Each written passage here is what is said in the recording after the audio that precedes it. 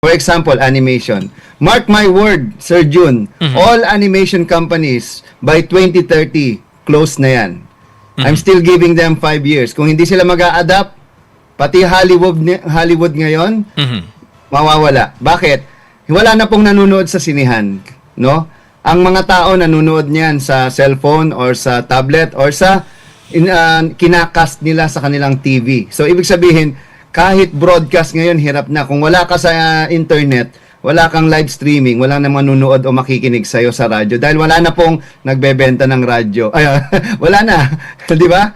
At kahit TV ngayon, digital TV na. Online. So, isa yan sa mga nakikita natin. Pangalawa, yung mga, halimbawa, yung animation ngayon, napakadali nang gawin. Tulad nito lang, kahapon nilabas ng, pakita natin yung video natin, no, ng Google, no, sa Google I.O., na sila ay kaya na mag-create ngayon ng isang movie, buong movie, na ang AI na yung gagawa ng lahat, mula sa script, hanggang sa voice acting, hanggang sa video, hanggang sa lahat.